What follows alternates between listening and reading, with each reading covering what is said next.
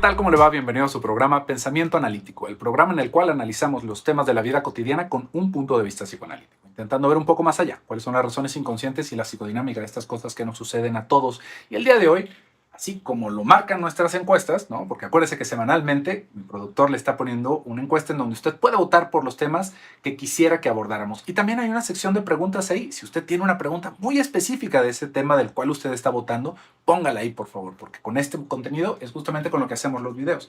Y el día de hoy nos toca hablar sobre el egocentrismo. Una cosa muy complicada, extremadamente común, ¿no? Y creo que es uno de los impulsos más destructivos que podemos tener en nuestra comunidad. Y esto, fíjese como todas las cosas que hablamos que son como intrínsecas de nosotros, como que son parte del fenómeno humano, no quiere decir que sea algo malo enteramente, sino las manifestaciones que van viniendo de esto.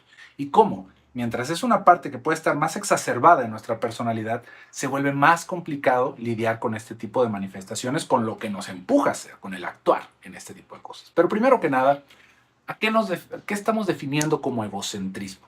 ¿No? Una persona egocéntrica es alguien que piensa primero en él, después en él y al final en él, ¿no? Vamos a dejarlo así cortito, ¿no? Para no estar viendo las dinámicas de la libido, del yo y del superior, nada más. Una persona que primero piensa en él, después en él y al final en él, ¿no? Esa es una persona egocéntrica, una persona que no alcanza a empatizar, si se fijan, con las necesidades de los demás y empatizar y actuar alrededor de esto, ¿no? Una persona egocéntrica es una persona que se acerca a nosotros solamente por lo que le vamos a dar. Y esto vamos hablándolo en primera persona, antes que nada, ¿no? Porque luego hablamos de los egocéntricos. Pero hay que entender que todos somos egocéntricos. Todos. Nada más es en un grado mayor o menor. Es algo que se educa, es algo que lo tenemos que moler a palos para que se pueda contener y poder entender cómo puede funcionar el mundo de una manera diferente, ¿no? ¿Por qué? Porque todos somos egocéntricos, ¿no? ¿Por qué yo estaría pensando en mí? Pregúntese, ¿por qué no? ¿Por qué no debería de ser así? Y esto es algo que muchas personas se van planteando en algún momento de su vida, ¿no? Es que ya es momento de que empiece a pensar en mí. Déjeme le digo que nunca dejamos de pensar en nosotros. Somos el referente de nuestro mundo. Fíjese cómo le estaba mencionando que es una de las cosas más complicadas y más dañinas en nuestra sociedad. ¿Por qué? Porque el egocentrismo lo podemos ligar a un sinfín de malestares que tenemos en nuestra comunidad. Por ejemplo, en la basura. El que la gente tire basura indiscriminadamente es simplemente por su conveniencia, ¿no? Yo no quiero cargar con esto, yo no quiero cargar con esta envoltura de este panecito que me comí. Vámonos, a la fregada. Que alguien más lidie con eso. Y luego todavía escuchamos personas que dicen, pues para eso hay personas de intendencia, ¿no? Por eso, para que limpian, les estoy dando trabajo. Fíjense nada más el monstruo que tenemos ahí de egocentrismo, ¿no? ¿Por qué? Porque solamente me importa lo mío, ¿no? No me importa que haya botes de basura designados, que pueda yo decir esto lo tiro en este o en este o en este. No, no, no, no, no, no. Acá lo que me importa es mi bienestar, mi comodidad. Y sin darnos cuenta, ¿no? Estamos fastidiándonos a nosotros y al resto de las personas. ¿Por qué? Porque entonces, fíjese cómo, si solamente me importo yo, no estoy haciendo nada por el prójimo, los demás están haciendo lo mismo, ¿no? ¿Y qué pasa? Que acabamos inundados de basura. Al egocentrismo también le podríamos ligar una cosa muy, muy importante, por ejemplo, sobre el crimen, ¿no? Una persona que roba no piensa en lo absoluto en los demás, en nadie. Por eso es que se vuelve como una ficción entera, ¿no? Así como esas personas que roban por necesidad. Nadie roba por necesidad, vamos hablándolo muy sinceramente. Nadie roba por necesidad, se roba por perversión, ¿no? Se roba por querer fastidiar al otro. No es, creo que el único ser y ficticio aparte que ha robado por necesidad fue Jean Valjean, ¿no? Que en la película de Los Miserables, la obra literaria de los Miserables, que se roba un pan, ¿no? Pero ahí se robó un pan o el hambre lo hizo brincar como un animal. Fíjese cuáles son las diferencias ahí, ¿no? No fue que se escondiera, tramara un golpe, sino que el hombre estaba muriendo de hambre porque estaba en una situación insufrible, ¿no? Terrible. Y el hambre, una vez más, lo lleva hacia ese impulso egocéntrico de no me importa que el otro esté trabajando haciendo panes, me lo tengo que comer. Pero Jean Valjean no se robó un celular, ¿verdad? No se robó unos tenis de un muchacho en la calle.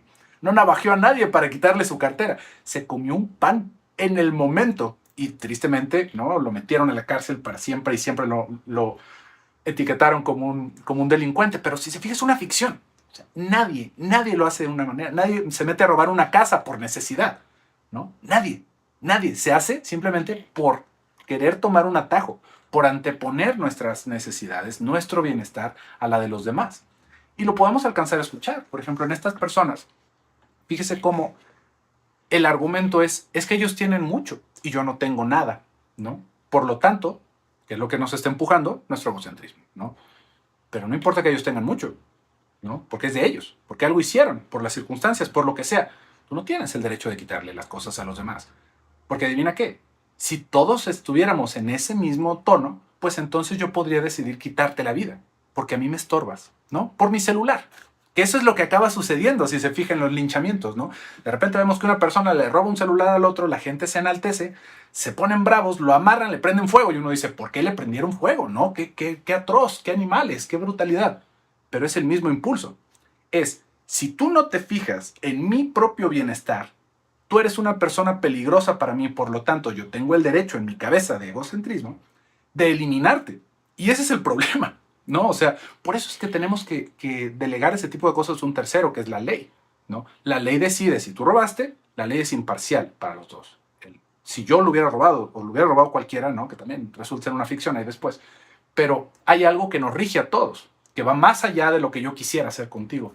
Pero una persona egocéntrica no lo hace, ¿no? Una persona egocéntrica solamente está pensando en su propio bienestar, no en el bienestar de los demás. Y esto, fíjese cómo puede sonar como una cosa casi altruista, ¿no? Así como mágica. Un momento en el que nos empezamos a vivir por los otros. Pero no es así tampoco. En sí, ese aspecto de empatía, si se fija, es pensar en mí mismo cómo sienten los demás. Yo no hay forma de que pueda experimentar la vida de los otros. Ninguna. Yo me lo tengo que imaginar desde mi propia idiosincrasia, ¿no? E intentar evaluar e interpretar lo que está sucediendo con el otro, desde mi propia perspectiva, que también es egocéntrica, ¿no? Entonces, fíjese cómo, por ejemplo, si no robo, es no nada más porque sé que está mal lastimar al otro, sino porque me pongo en los zapatos del que están robando y yo no quisiera sentir lo mismo, y yo no quisiera exponerme a lo mismo. Por lo tanto, no lo hago, ¿no? Y eso nos permite vivir en comunidad. Eso nos permite vivir tranquilos sabiendo que no nos vamos a arrebatar las cosas porque haya alguien más fuerte o porque haya alguien que tenga un arma, ¿no? Nuevamente, esta cuestión del egocentrismo es algo súper difícil de amaestrar en nosotros, ¿no? De domesticar. Porque si se fija, acá hablamos mucho sobre nuestra naturaleza animal como tal, ¿no? No vernos como si fuéramos algún tipo de ser mágico de luz, sino que somos animales, pues somos animales muy domesticados, ¿no? Civilizados es la palabra. Ya pasamos allá de la domesticación y ya estamos civilizados. Pero eso no quita que nosotros tenemos instintos de autoconservación. Que nosotros, en nuestro instinto de autoconservación, no entra ese robarme un celular por subsistir. Ojo. Pero lo que entra es cualquier cosa que a mí me genere un malestar, debería de evitarla. Eso es lo que se acaba educando, ¿no? Eso es lo que todos traemos como base, pero se necesita ir labrando como piedra, porque cualquier cosa que a mí me genere malestar la voy a querer evitar, ¿no? Si a mí me genera malestar, por ejemplo, detener mis impulsos sexuales, ¿no? Y tocar a una muchacha en el metro, eso yo lo siento como algo que me está lastimando dentro de mi propio egocentrismo, ¿no? Porque me estoy frustrando, porque yo quisiera, porque yo pudiera, ¿no? ¿Qué va a pasar? Nadie se va a dar cuenta. Estamos en un lugar lleno de gente, podrían culpar a cualquier otra persona y a mí se me antojó tocar esa persona. Si se fija, es una cosa espeluznante y horrible hablarlo así, pero estamos intentando rastrear en dónde está ese impulso, ¿no? De repente yo veo por ahí una cartera descuidada, pues lo que me llega primero es yo necesito dinero, ¿no? Y seguramente más que esa persona que dejó olvidada su cartera, ¿no? ¿Por qué no le puso atención?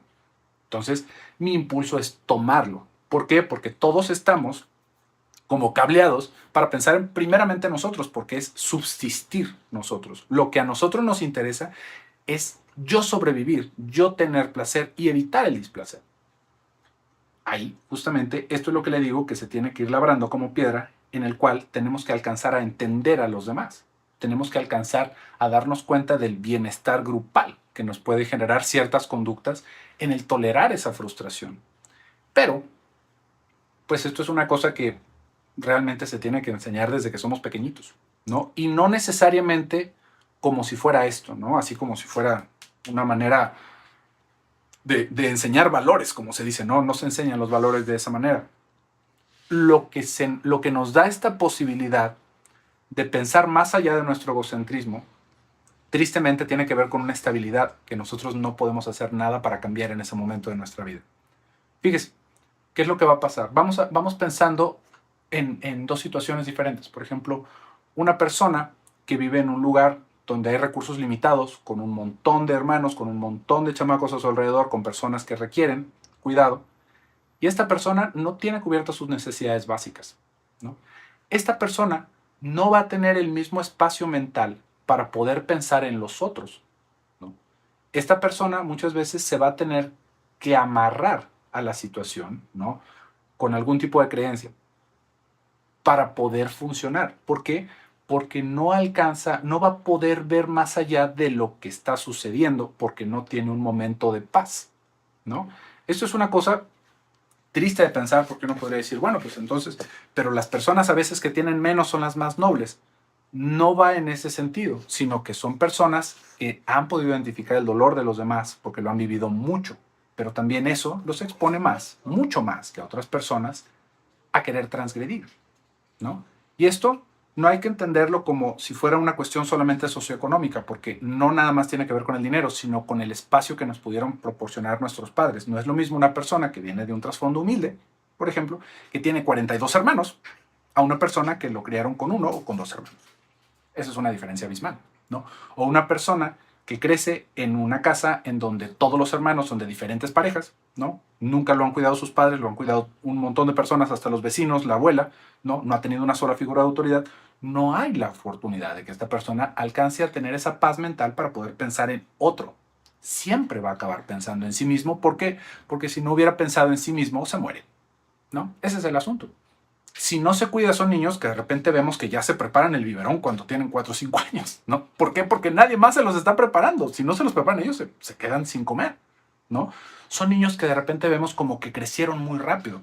Y esto mismo, esta misma circunstancia la vamos a ver en lugares, ¿no? En casas, por ejemplo, en donde el dinero también estaba, digamos, cubriendo ciertas necesidades. Porque no solamente son esas necesidades básicas, sino también las necesidades afectivas lo que nos va dando esta diferencia. Porque esto estamos intentando describir desde dónde podemos empezar a lidiar con estos impulsos egocéntricos, ¿no? ¿Qué es lo que nos da esta base? Le estoy diciendo que en ese momento de nuestra vida realmente pocas son las cosas que nos van sosteniendo como para que digamos, yo tuve una decisión o no tuve una decisión, sino que a final de cuentas el entorno es lo que nos acabó forjando de esa manera. Hay una oportunidad después de ese momento de desarrollo, ¿no? En donde nosotros no tenemos nada que ver, más o menos como por nuestra adolescencia y nuestra adultez temprana, todavía alcanzamos a meter ahí algún poquito, ¿no? ¿A qué me refiero esto? Como entre nuestros 15 y nuestros 20 años, todavía hay oportunidad ahí. Si pasamos eso, más seguro es que ya no podamos hacer mucho al respecto, ¿no? Y que vamos a tener que vivir nuestra vida de esta manera. Y esto tal vez le puede sonar pesimista, ¿no? Y determinista, pero piense qué tanto porcentaje de las personas que acaban en la cárcel regresan a la cárcel. Son cosas feas de decir, ¿no? Pero es parte de nuestra realidad y que tendríamos que entenderlo. Y si nosotros estamos viendo tal vez personas así a nuestro alrededor, tendríamos que intentar entender cuál es su postura y qué es lo que podemos esperar de esas personas, ¿no? Porque esto, como le digo, estamos hablando ya en un nivel criminal en el egocentrismo, pero luego nos vamos a ir dando cuenta, en situaciones tal vez un poquito más alejadas, ¿no?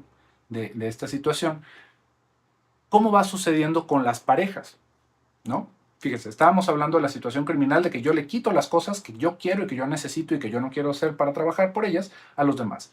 Pero ¿qué pasa con la pareja? ¿No? Tal vez, como le digo, nuestras necesidades básicas estaban cubiertas, no nos tuvimos que preocupar por eso y hubo una representación diferente de la realidad.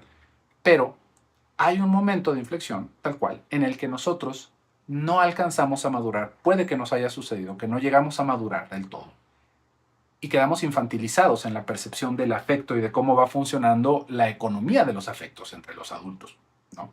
Y esto también tiene que ver con nuestro egocentrismo. ¿Qué quiero decir con esto? Que constantemente vamos a estar pensando nosotros ¿qué es lo que yo quiero de mi pareja? ¿No? ¿Qué es lo que yo quiero de mis amigos? Es que mis amigos, por ahí en algún momento escuché, ¿quién es el mejor amigo? El que siempre está ahí para mí. ¿En qué sentido estamos diciendo eso, no? Que está ahí siempre para mí, pues que estamos buscando otro papá, ¿no? Un papá idealizado aparte, porque ni los papás están así, ¿no? Esa persona que siempre me saca de apuros, que siempre le puedo hablar cuando me siento mal, que siempre, si se fija, estamos hablando solamente de lo que recibimos de la persona. Y eso es lo que nosotros vamos idealizando como una buena amistad, ¿no? Y de alguna manera tenemos ahí como un altruismo medio ficticio, ¿no? Cuando nosotros nos queremos hacer buenas personas, porque pensamos que una buena persona es una persona que siempre me ayuda y por lo tanto la manera de emular una buena persona es yo ayudar a los demás, pero de una manera, como le digo, ficticia, porque estamos pensando en ayudar, por ejemplo, en dar limosnas, ¿no? ¿Qué tanta ayuda es eso? ¿Qué tanto estamos más bien librándonos nuestra culpa? Que nos estamos sintiendo bien con nosotros mismos en ese momento, ¿no? Estamos perpetuando un estereotipo también dando limosnas, ¿no? ¿Qué otra cosa hacemos? De repente nos da por que le gusta, ¿no? Reducir nuestra huella de carbono en el mundo, ¿no? Ya para echarme otro grupo encima, ¿no? Sí, yo ya no uso popotes, ¿no? Porque, porque los animalitos del mar sufren mis popotes. Qué bueno, ¿no? Cualquier cosa va sirviendo en ese sentido. Pero fíjese cómo ya no usamos popotes, pero tenemos sendo camionetón de 6 cilindros, ¿no? ¿Dónde está nuestro equilibrio? Realmente va en ese intento, no de hacer realmente conciencia de lo que está pasando, sino de querer como balancear. Si se fija, ahí vamos a meter otro concepto muy New Age, que últimamente se escucha cada vez más, que es ese famoso karma. Es que es buen karma para mí. Si yo hago cosas buenas van a regresar a mí. Entonces, ¿por qué estamos haciendo cosas buenas? Estamos haciendo una transacción, ¿no? Pensamos que hay algún tipo de sistema mágico que si yo soy bueno con las demás personas van a ser buenos conmigo. Déjeme le digo que eso no funciona, ¿no? Eso no va de ese lado. Si nosotros somos muy buenos, lo más seguro es que las personas van a ser bastante fastidiosas con nosotros, ¿no? No hay una retribución en ese sentido. ¿Y por qué es que van a ser malas con nosotros? No porque no estemos balanceando nuestro karma, sino porque es más la gente que está viviendo con ese egocentrismo exacerbado al máximo que nos vamos a topar en todo momento que las personas que están intentando hacer algo por los demás, ¿no? Ahí, en ese punto, si se fija, el lidiar con ese egocentrismo no quiere decir actuar en contra de eso, sino mantener un cierto grado de neutralidad ante los demás. Lo he dicho muchas veces acá en su canal. No fastidiar al prójimo. Eso es lo único. No estar haciendo obras caritativas, eso también nos podría funcionar en muchos otros sentidos, pero si simplemente empezamos a considerar lo que está sintiendo el otro y nos detenemos en ese sentido, ya estamos haciendo por el otro. Pero esto tiene que ver con todo lo que le estaba hablando, con el poder tener esa paz mental, con el tener la oportunidad de hacerlo, con el dejar de pensar qué es lo que me van a dar los demás, sino qué traigo yo a la mesa. Esa es la pregunta que nos deberíamos estar haciendo si realmente quisiéramos lidiar con ese aspecto egocéntrico. Porque, otra vez, si vivimos con ese egocentrismo así de grande, así de enaltecido en nosotros, realmente usted ya le debe haber aburrido este video, ¿no? Así que está diciendo, ¿no? A final de cuentas, pues claro que yo soy la persona más importante. Claro que yo soy... Y ojo, no le estoy diciendo lo contrario. Pero también las demás personas se viven así. Todos los demás están pensando que ellos son los más importantes, ¿no? ¿Por qué? Por su propia preservación. Pero podemos vivir en un lugar en el que todos somos los más importantes, si entendemos que somos iguales, ¿no? Si todos somos los más importantes, algo tiene que trascender y por eso es que vamos siguiendo un orden en la fila. Porque todos somos igual de importantes, ¿se fijan? No es que uno sea más importante que el otro. Entonces vamos a añadirnos a algo externo. Pero si todos somos el más importante sobre el otro, ahí es en donde nos fastidiamos. Ahí es en donde todas las relaciones acaban reventando. ¿Por qué? Porque es más importante mi comodidad, es más importante yo disfrutar, es más importante que la otra persona, ¿no? Dejamos de pensar en el otro y pensamos que eso nos hace vivir mejor. Pero eso realmente solamente empeora la experiencia para todos los que están en el cuarto. Nadie la pasa bien. ¿Por qué? Porque eso nos lleva a ser infieles, ¿no? Y por supuesto que eso nos trae un montón de problemas. Eso nos hace que nos metan a la cárcel, eso hace que nos repudie la sociedad, eso hace mucho peor la experiencia. Entonces, puntos de reflexión sobre el egocentrismo, no es que estemos encontrando el hilo negro de esta situación, pero me parece que hay cosas para poder pensar, para poder entender desde nosotros mismos. ¿Qué tanto de mi tiempo estoy pensando en lo que me van a dar los otros? ¿Y qué tanto estoy pensando yo lo que yo estoy llevando a la mesa para los demás? Muy bien, pero bueno, espero que haya disfrutado el video, de estos momentos de reflexión y de estar masticando ideas aquí en su canal de Pensamiento Analítico. Yo me despido por el día de hoy, soy José Luis Amarripa, hasta pronto.